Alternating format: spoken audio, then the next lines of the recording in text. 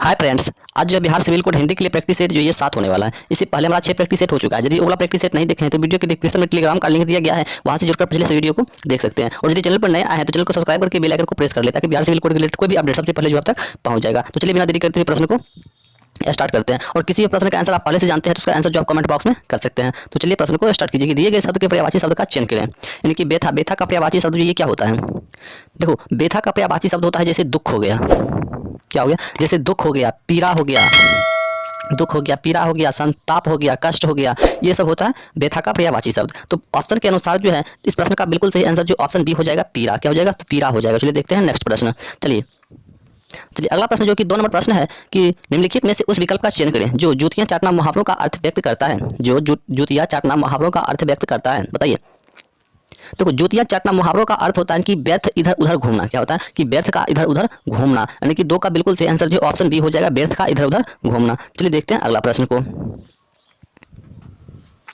चलिए अगला प्रश्न है 3 नंबर के रिक्त स्थान को भरने के लिए उपयुक्त शब्द का चयन करें। यानी कि कालिदास कवियों का श्रेष्ठ है। कालिदास कवियों का श्रेष्ठ है, बताइए। देखो, कालिदास कवियों में श्रेष्ठ है, ऐसे होना चाहिए था। कालिदास जो है ये क्या है? कवियों में क्या है? श्रेष्ठ है। यानी कि ऑप्शन बी जो है बिल्कुल सही हो जाएगा में। ठीक है, चलिए देखते हैं अगला प्रश्न। चलिए अगला प्रश्न जो कि 7 नंबर प्रश्न है कि दिए गए शब्द का विलोम चुनें। कि तम, तम का विलोम शब्द जो ये क्या होगा? तो तम का विलोम, जैसे तम का मतलब होता है अंधकार। क्या होता है? जैसे अंधकार होता है, तो इसका यदि हम उल्टा शब्द बनाएंगे जैसे आलोक हो गया, प्रकाश हो गया, ज्योति हो गया, तो ये सब हो जाएगा। तो कहने का मतलब जो ऑप्शन बी जो बिल्कुल सही आंसर हो जाएगा, प्रकाश। चलिए देखते हैं नेक्स्ट प्रश्न। चलिए नेक्स्ट प्रश्न जो कि 5 नंबर प्रश्न है कि दिए गए वाक्यांश के लिए एक शब्द दीजिए जिसकी आयु लंबी हो, उसके लिए एक शब्द क्या होगा? जिसकी आयु जो है लंबी होता है उसके लिए एक शब्द जो है क्या होता है? देखो, जिसकी लंबी मतलब क्या हो? मतलब लंबी हो, मतलब जिसकी आयु क्या हो? लंबी हो, उसको हम लोग जो है ना, कहने का मतलब दीर्घ आयु कहते हैं। क्या कहते हैं? दीर्घ आयु कहते हैं। और यदि ये अल्प आयु जो होता है, इसमें देखो जिसकी आयु कम हो, जिसकी आयु कम हो उसको अल्पायु कहा जाता है। जिसकी आयु कम हो उसको अल्पायु कहा जाता है। और ये जटायु, जटायु का अर्थ होता है जैसे क्या कहते हैं? गिद्ध। क्या होता है? तो ये गिद्ध होता है। ठीक है, चलिए देखते हैं नेक्स्ट प्रश्न। चलिए नेक्स्ट प्रश्न जो कि 6 नंबर प्रश्न है कि दिए गए वाक्यांश के लिए एक शब्द दीजिए। नीचे लिखी हुई के लिए एक शब्द क्या होगा? नीचे लिखी हुई के लिए एक शब्द जो है क्या होगा? देखो, नीचे लिखी हुई निम्नलिखित विकल्पों में से, मतलब कहने का मतलब सबसे पहले इसका अर्थ निकालते हैं। देखो, स्वलिखित, ये जो स्वलिखित होता है इसका मतलब क्या होता है? देखो, खुद का लिखा हुआ, खुद का लिखा हुआ होता है। स्वलिखित का मतलब होता है खुद का लिखा हुआ। और उपलिखित, और उपलिखित का मतलब होता है कि वैसे कहते हैं ऊपर लिखा हुआ। और ये हस्तलिखित जो होता है, हस्तलिखित का मतलब होता है कि हाथ से लिखा हुआ। तो यहाँ पर जो है बिल्कुल सही आंसर की हम बात करें तो ऑप्शन सी जो है बिल्कुल सही आंसर हो जाएगा, निम्नलिखित। ठीक है, नीचे लिखी हुई के लिए एक शब्द जो होगा वो निम्नलिखित हो जाएगा। तो चलिए देखते हैं नेक्स्ट प्रश्न। चलिए नेक्स्ट प्रश्न जो कि 7 नंबर प्रश्न है कि दिए गए शब्द का पर्यायवाची शब्द का चयन करें। कि केशव का पर्यायवाची शब्द जो ये क्या होता है? देखो, केशव, केशव का पर्यायवाची शब्द पहले जानते हैं। देखो, केशव का पर्यायवाची शब्द होता है जैसे नारायण हो गया, और दामोदर हो गया, पीतम्बर हो गया, माधव हो गया, गोविंद हो गया, गोपाल हो गया, ये सब होता है केशव का पर्यायवाची शब्द। तो ऑप्शन के अनुसार जो इस प्रश्न का बिल्कुल सही आंसर जो ऑप्शन डी हो जाएगा, गोपाल, जो कि केशव का क्या एक पर्यायवाची शब्द है। चलिए देखते हैं नेक्स्ट प्रश्न। चलिए नेक्स्ट प्रश्न है जो कि 8 नंबर प्रश्न है कि सही वर्तनी वाले शब्द का चयन करना है। ठीक है, इसमें बताना है कि ऐसा कौन सा स्पेलिंग है जो कि वो सही लिखा हुआ है। तो ऑप्शन सी में दो स्वप्न, ये बिल्कुल क्या है? सही लिखा हुआ है, कि ऑप्शन सी जो है बिल्कुल सही आंसर है। चलिए देखते हैं अगला प्रश्न। अगला प्रश्न जो कि 9 नंबर प्रश्न है, निम्नलिखित में से उस विकल्प का चयन करें जो मुंह फुलना अर्थ मतलब व्यक्त करता है। मुंह फुलाना का अर्थ जो है व्यक्त करता है। देखो, मुंह फुलाना अर्थ जो व्यक्त करता है, वो जो मुंह फुलाना मुहावरों का अर्थ होता है कि आप प्रसन्न होना। क्या होता है? कि आप प्रसन्न होना। यानी कि ऑप्शन ए ही जो बिल्कुल इसका सही आंसर हो जाएगा, आप प्रसन्न होना। यानी कि मुंह फुलाना का अर्थ हो जाएगा आप प्रसन्न होना। चलिए देखते हैं नेक्स्ट प्रश्न। चलिए नेक्स्ट प्रश्न है जो कि 10 नंबर प्रश्न है कि दिए गए वाक्य का वह भाग ज्ञात करना है जिसमें कोई त्रुटि है। हमारे प्रदेश का सबसे पुरानी और प्रसिद्ध राष्ट्रीय उद्यान कहाँ है? हमारे प्रदेश का सबसे पुरानी और प्रसिद्ध राष्ट्रीय उद्यान जो ये कहाँ है? देखो, हमारे देश का मतलब हमारे प्रदेश का सबसे पुराना और प्रसिद्ध राष्ट्रीय उद्यान कहाँ है, यह वाक्य सही होगा। कहाँ है यह वाक्य? क्या होगा? सही होगा। कहने का मतलब 10 का बिल्कुल सही आंसर जो है ऑप्शन क्या हो जाएगा? बी हो जाएगा, यानी कि सबसे पुरानी हो जाएगा। ठीक है, क्या हो जाएगा? सबसे पुरानी हो जाएगा। यहाँ पर क्या है? एरर है। तो चलिए देखते हैं नेक्स्ट प्रश्न को। चलिए नेक्स्ट प्रश्न है 11 नंबर के रिक्त स्थान को भरने के लिए उपयुक्त शब्द का चयन करें। यानी कि तुम्हें रोटी खानी है डैश चावल खाना है। तुम्हें रोटी खानी है डैश चावल खाने हैं। देखो, रिक्त स्थान पर या होगा। क्या हो जाएगा? या हो जाएगा। देखो, पूर्ण वाक्य होगा कैसे? जैसे तुम्हें रोटी खानी है या चावल खाने हैं, ऐसे हो जाएगा। ठीक है, तो इसलिए यहाँ पर जो सही आंसर जो है या हो जाएगा। क्या हो जाएगा? तो ये या हो जाएगा। चलिए देखते हैं नेक्स्ट प्रश्न को। चलिए नेक्स्ट प्रश्न है 12 नंबर की कर्कश का विलोम नीचे दिए गए विकल्पों में से चुनें। कि कर्कश का विलोम शब्द जो है ये क्या होगा? तो कर्कश का विलोम शब्द होता है वो मधुर, क्या होता है वो मधुर हो जाएगा, कर्कश का हो जाएगा मधुर हो जाएगा, ठीक है। और ये विवेक, विवेक का क्या होता है, जैसे विवेक का जैसे अविवेक हो जाएगा, क्या हो जाएगा अविवेक। और ये कठोर जो होता है इसका हो जाएगा कोमल, ठीक है। और ये क्या कहते हैं विनम्र, विनम्र का हो जाएगा क्या कहते हैं घृष्ट हो जाएगा, क्या हो जाएगा तो ये घृष्ट हो जाएगा। चलिए देखते हैं नेक्स्ट प्रश्न को। चलिए नेक्स्ट प्रश्न जो कि 13 नंबर प्रश्न है कि जो इंद्र पर विजय प्राप्त कर चुका हो, जो इंद्र पर विजय प्राप्त कर चुका हो उसके लिए मतलब जो है ना क्या हो जाएगा, जो इंद्र पर विजय प्राप्त कर चुका हो। देखो जो इंद्र पर विजय प्राप्त कर चुका हो वो इंद्रजीत होता है, क्या होता है वो जो है इंद्रजीत होता है। जो इंद्र पर विजय प्राप्त कर चुका हो वो इंद्रजीत होता है। देखो इंद्र का अर्थ क्या होता है, देखो ये इंद्र जो है ना, ये इंदु जो लिखा हुआ है इंदु, इसका मतलब अर्थ होता है कि चंद्रमा, क्या होता है इसका अर्थ होता है चंद्रमा। और देखो जो इंद्रियों पर विजय प्राप्त कर चुका हो उसको जितेंद्रिय कहा जाता है, क्या कहा जाता है उसको जितेंद्रिय कहा जाता है। चलिए देखते हैं नेक्स्ट प्रश्न को।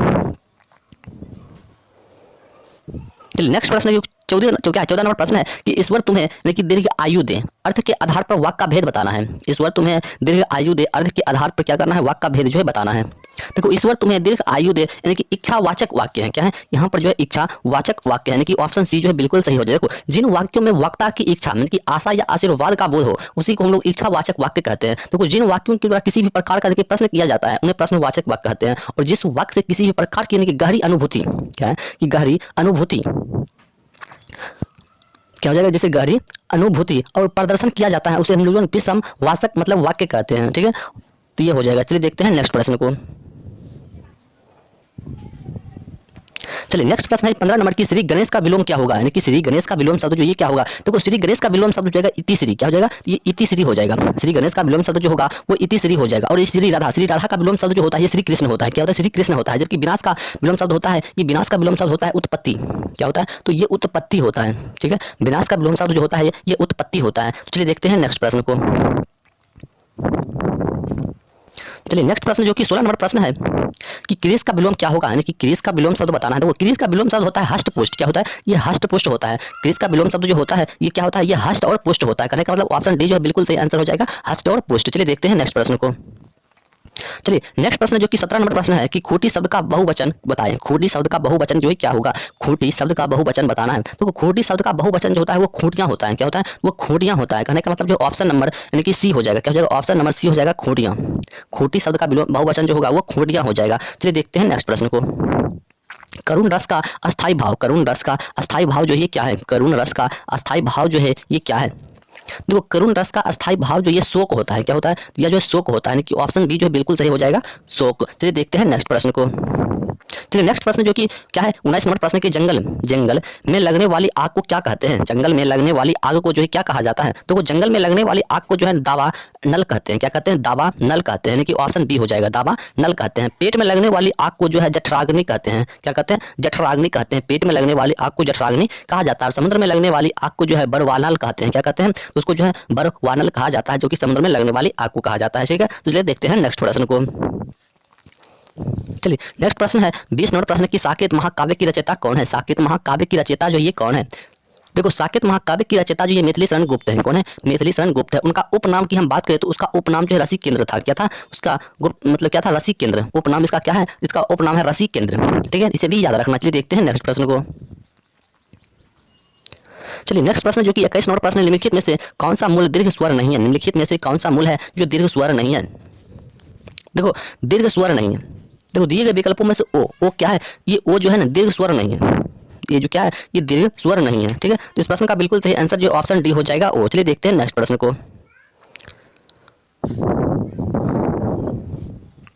चलिए नेक्स्ट प्रश्न जो कि 22 नंबर प्रश्न निम्नलिखित में से शुद्ध वर्तनी वाला शब्द कौन सा है। निम्नलिखित में से शुद्ध वर्तनी वाला शब्द जो है ये कौन सा है ये बताना है। देखो दिए गए शब्दों में से अध्ययन शुद्ध जो है क्या है वर्तनी वाले शब्द है, क्या है कौन सा अध्ययन हो जाएगा तो ये बताना है आपको। देखो 22 का बिल्कुल सही आंसर जो ऑप्शन सी है, क्या है अध्ययन, जो कि बिल्कुल सही लिखा हुआ है अध्ययन, ठीक है क्या लिखा हुआ है ये अध्ययन जो बिल्कुल सही लिखा हुआ है। चलिए देखते हैं नेक्स्ट प्रश्न को। चलिए अगला प्रश्न जो कि 23 नंबर प्रश्न की अनाथ का पर्यायवाची शब्द कौन नहीं है ये बताना है। अनाथ का पर्यायवाची शब्द जो है कौन नहीं है ये बताना है। तो अनाथ का पर्यायवाची शब्द जो अनाड़ी नहीं होगा, क्या होगा ये अनाड़ी नहीं होगा, बल्कि ये सब बेसहारा यतीम और निराश्रित ये सभी हो जाएगा, ठीक है। तो चलिए देखते हैं नेक्स्ट प्रश्न को। चलिए नेक्स्ट प्रश्न जो कि 24 नंबर प्रश्न है कि पंचवटी में कौन सा समास है। पंचवटी में जो है ये कौन सा समास है। देखो पंचवटी में जो है पंचवटी में द्विगु समास है। क्या है इसमें जो क्या है द्विगु समास है। कहने का मतलब ऑप्शन सी जो है बिल्कुल सही हो जाएगा। द्विगु समास क्या हो जाएगा तो ये द्विगु समास हो जाएगा। देखो पंचवटी का समास जो बिगड़ा होगा जैसे 5 वटों का समूह होता है। क्या होता है 5 वटों का क्या होता है समूह होता है। इसमें 5 संख्यावाचक है। क्या है इसमें जो क्या है 5 संख्यावाचक है अतः इसमें द्विगु समास है। देखो द्विगु समास में पहला पद कहने का मतलब संख्यावाचक होगा और दूसरा पद जो है मतलब संख्या होगा। जैसे मतलब त्रिभुज त्रिभुज हो गया, जैसे दोपहर हो गया, त्रिलोक हो गया, ये सब क्या है द्विगु समास का कुछ देर के लिए उदाहरण हो जाएगा। ठीक है तो चलिए देखते हैं नेक्स्ट मतलब क्या देखना है नेक्स्ट प्रश्न को देखना है। ठीक है चलिए देखते हैं अगला प्रश्न को। चलिए अगला प्रश्न जो कि 25 नंबर प्रश्न है निम्नलिखित में से कौन सा दोनों वचनों में क्या है समान रहता है। निम्नलिखित में से कौन है जो दोनों वचनों में क्या होता है समान होता है। देखो 25 का बिल्कुल सही आंसर की हम बात करें तो ऑप्शन बी हो जाएगा सरसों। क्या हो जाएगा कि सरसों हो जाएगा। देखो सरसों जो है दोनों वचनों में जो है समान रहता है। ठीक है चलिए देखते हैं नेक्स्ट प्रश्न को। चलिए नेक्स्ट प्रश्न जो कि 26 नंबर प्रश्न की वह मुझसे अलग रहता है रेखांकित भाग को कौन सा मतलब कारक है। वह मुझसे अलग रहता है रेखांकित भाग में जो है कौन सा कारक है ये बताना है। देखो वह मुझसे अलग रहता है यहाँ पर जो है अपादान कारक प्रयोग होगा। क्या होगा अपादान का कारक क्या होगा प्रयोग होगा अपादान कारक यानी कि ऑप्शन बी हो जाएगा। ठीक है देखो कर्ता अपनी क्रिया द्वारा जिससे अलग होता है उसी को हम लोग अपादान कारक कहते हैं। कर्ता अपनी क्रिया द्वारा जिससे अलग होता है उसी को हम लोग क्या कहते हैं अपादान कारक कहते हैं। कहने का मतलब ऑप्शन बी जो है बिल्कुल सही हो जाएगा अपादान कारक। चलिए देखते हैं नेक्स्ट प्रश्न को। चलिए नेक्स्ट प्रश्न है 27 नंबर की अधिकारी में उपसर्ग कौन सा है। अधिकारी में मतलब कौन सा उपसर्ग है। देखो अधिकारी में जो है कौन सा मतलब अधिक क्या है उपसर्ग है। कहने का मतलब जो है ये ऑप्शन बी हो जाएगा। अधिकारी में जो है ये अधि उपसर्ग है। कौन सा उपसर्ग है ये अधि उपसर्ग है अधिकारी में। ठीक है अधिकारी में कौन सा उपसर्ग है ये अधि उपसर्ग है। देखो उपसर्गों का शब्दों के प्रारंभ में जुड़ते हैं तब की वाक्य अर्थ में क्या होता है परिवर्तन लाता है। तो ठीक है तो ये अधि हो जाएगा कि ऑप्शन बी जो है बिल्कुल सही हो जाएगा अधि। चलिए देखते हैं नेक्स्ट प्रश्न को। चलिए अगला प्रश्न जो कि 28 नंबर प्रश्न है कि कौन सा शब्द जो है तत्सम शब्द है। कौन सा ऐसा शब्द है जो कि क्या है तत्सम शब्द है ये बताना है। देखो किसी भाषा के मूल शब्द को तत्सम शब्द कहते हैं। जैसे में शोभन तत्सम शब्द है। इसका उद्भव जो है सोहन यानी कि क्या सुहाना यानी कि सुहावना हो जाएगा। क्या हो जाएगा सुहावना हो जाएगा यानी कि 28 का बिल्कुल सही आंसर जो ऑप्शन बी हो जाएगा शोभन। क्या हो जाएगा ये शोभन हो जाएगा। चलिए देखते हैं नेक्स्ट प्रश्न को। चलिए अगला प्रश्न जो कि 29 नंबर प्रश्न की सही वर्तनी वाले शब्द का चयन कीजिए। लेकिन मतलब ऐसा कौन सा स्पेलिंग लिखा हुआ है जो कि वो बिल्कुल सही है। देखो षष्ठ षष्ठ यानी कि जिसका मतलब होता है 6। ठीक है जो कि बिल्कुल क्या है सही लिखा हुआ है षष्ठ। तो षष्ठ कहाँ पर लिखा हुआ है तो ये षष्ठ जो है कहते हैं ऑप्शन के अनुसार ये षष्ठ। तो देखो यहाँ पर कुछ मिस्टेक हो चुका है। ठीक है तो षष्ठ देखो कैसे होता है सबसे पहले जान लेते हैं। देखो षष्ठ जो होता है ये ऐसे होता है। ठीक है ऐसे होता है जिसका मतलब होता है 6 होता है। ठीक है क्या होता है 6 होता है। तो यहाँ पर कुछ जो है गलत लिखा हुआ है तो ये हो जाएगा क्या हो जाएगा षष्ठ ऐसे हो जाना चाहिए। ठीक है ये बिल्कुल सही आंसर हो जाएगा षष्ठ। ठीक है जिसका मतलब क्या होता है 6 होता है। तो चलिए देखते हैं नेक्स्ट प्रश्न को। चलिए अगला प्रश्न जो कि 30 नंबर प्रश्न की जो केंद्र की ओर यानी कि उन्मुख होता हो। जो केंद्र की ओर उन्मुख होता है वाक्यांश के लिए एक शब्द होगा। जो केंद्र की ओर उन्मुख होता है वाक्यांश के लिए एक शब्द जो है ये क्या होने वाला है। तो जो केंद्र की ओर उन्मुख होता है उसको केंद्राभिसारी कहा जाता है। क्या कहा जाता है उसको केंद्राभिसारी कहा जाता है। कि ऑप्शन डी जो बिल्कुल सही हो जाएगा केंद्राभिसारी कहा जाता है। देखो विकेंद्रीय जो होता है ये विकेंद्रीय। देखो विकेंद्रीय के कार्यों क्या करते हैं कार्यों शक्तियों को केंद्र से हटा करने के विभाजित किया हुआ है। ठीक है जबकि क्या कहते हैं केंद्रापसारी। क्या केंद्रापसारी जो कि केंद्र से मतलब विमुख हो जो केंद्र से विमुख होता है उसी को हम लोग केंद्रापसारी कहा जाता है। ठीक है तो इसे भी याद रखना। चलिए देखते हैं नेक्स्ट प्रश्न को। अगला प्रश्न जो कि 31 से क्या 35 तक कुछ गद्यांश लिखा हुआ है। गद्यांश को पढ़ना है उसके बाद आपको आंसर करना है। ठीक है देखो जैसा कि गद्यांश आपको साइड से डिस्प्ले पर दिख रहा होगा। ठीक है गद्यांश जो है आपको साइड से दिख रहा होगा। इसका आंसर कीजिए कि गद्यांश में अंधकार शब्द किस और मतलब संकेत करता है। गद्यांश में अंधकार शब्द जो है यह किस और जो है संकेत करता है ये बताना है। देखो अंधकार शब्द यहाँ जो है ना बुराइयों और कठिनाइयों की ओर संकेत करता है। बुराइयों और कठिनाइयों की ओर क्या करता है संकेत करता है। कि ऑप्शन ए जो है बिल्कुल सही है। क्या है ऑप्शन ए जो क्या है बिल्कुल सही आंसर है। ये बुराइयों और कठिनाइयों की ओर क्या करता है संकेत करता है। तो चलिए देखते हैं नेक्स्ट प्रश्न को। चलिए नेक्स्ट प्रश्न जो कि 32 नंबर प्रश्न की लेखक ने किसे सबसे बड़ा पाप कहा है। लेखक ने सबसे बड़ा किसे पाप कहा है। देखो लेखक जो है ना लेखक ने अंधकार को स्वीकार कि क्या कहते हैं अंधकार को स्वीकार कर लेना सबसे बड़ा पाप कहा है। लेखक ने अंधकार को स्वीकार कर लेना ये सबसे बड़ा पाप कहा है। ना कि 32 का बिल्कुल सही आंसर जो है ऑप्शन सी हो जाएगा। ठीक हो जाएगा ये ऑप्शन सी हो जाएगा कि अंधकार को स्वीकार कर लेना। ठीक है तो चलिए देखते हैं नेक्स्ट प्रश्न को। चलिए नेक्स्ट प्रश्न जो कि 33 नंबर प्रश्न की इस गद्यांश का मुख्य उद्देश्य क्या है। इस गद्यांश का जो है मुख्य उद्देश्य क्या है। देखो इस गद्यांश का मुख्य उद्देश्य जो है कि अन्याय और बुराइयों को यानी कि दूर करने के लिए प्रेरित करना। अन्याय और बुराइयों को दूर करने के लिए क्या करना प्रेरित करना। यानी कि 33 का बिल्कुल सही आंसर जो ऑप्शन ए हो जाएगा। ठीक है चलिए देखते हैं नेक्स्ट प्रश्न को। चलिए नेक्स्ट प्रश्न जो कि 34 नंबर प्रश्न है कि इस गद्यांश में उपक्रम का अर्थ क्या है। इस गद्यांश में जो है उपक्रम का अर्थ जो है क्या है ये बताना है।